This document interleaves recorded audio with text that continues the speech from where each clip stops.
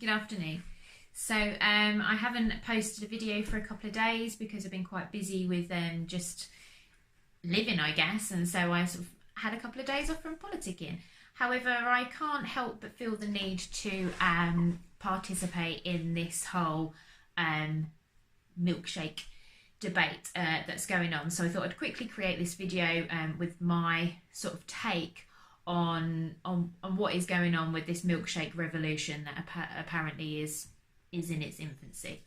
So I want to bring it to the idea of democracy and discuss democracy, because that word has been thrown around left, right and centre. I mean, I've never heard the word democracy used as much in all my life. So Brexit, democracy, they're the two big ticket words at the moment and have been for a few years now.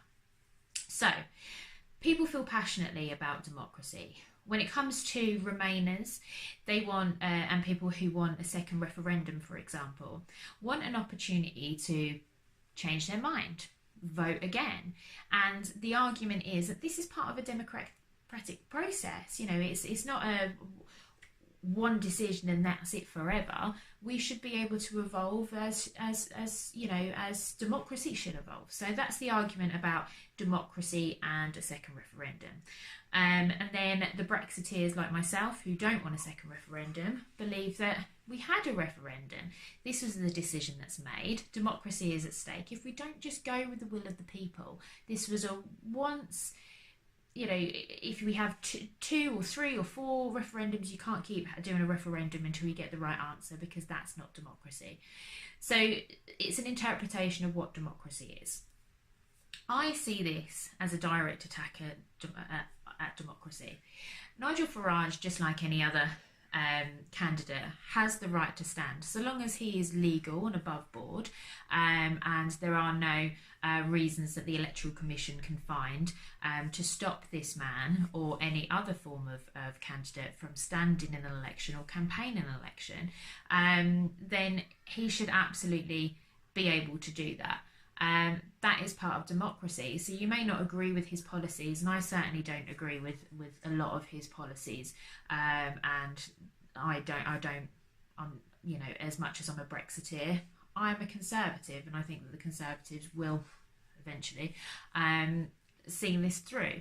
However, I don't want to restrict his right to stand. Using intimidation tactics, whether it's milkshake or whether it's online abuse, which is what I received during my campaign, is risking democracy, actually. So we had a Conservative candidate in Colchester, Carla Hales, and she was punched when she was out campaigning.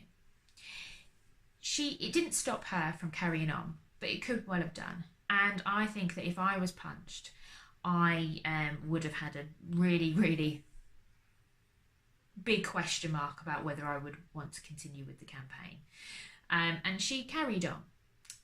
She lost her election, as did I. And so democracy happened, it took place, and people decided that they didn't want me or her to be councillors. That's the process.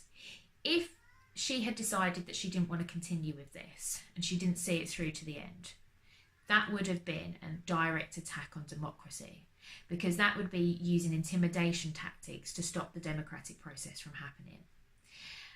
Abuse in all its forms is a direct attack on democracy.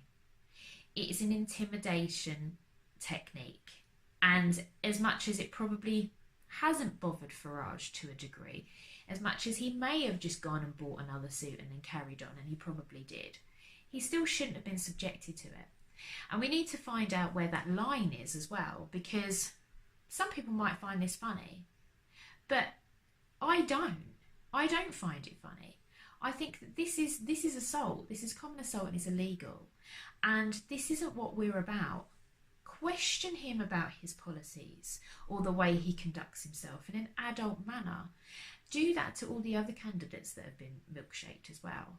There's one particular candidate that I really loathe because of the way he conducts himself, and I will call him out on that. If you joke about raping an MP, I will find that disgusting and I'll express that in an adult and legal way.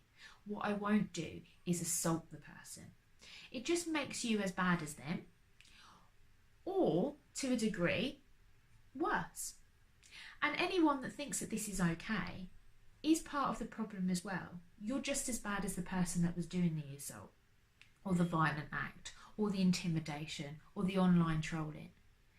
This kind of behaviour is a direct attack on democracy. I'm a Democrat. I'm sure most people would think that they believe in democracy, or at least say they believe in democracy. If you do, you wouldn't support this. This kind of behaviour has to stop. We need to be able to express ourselves, and we need to stop this whole culture that is taking place of, if I don't agree with what you're saying, I don't agree in your beliefs, I'm going to silence you.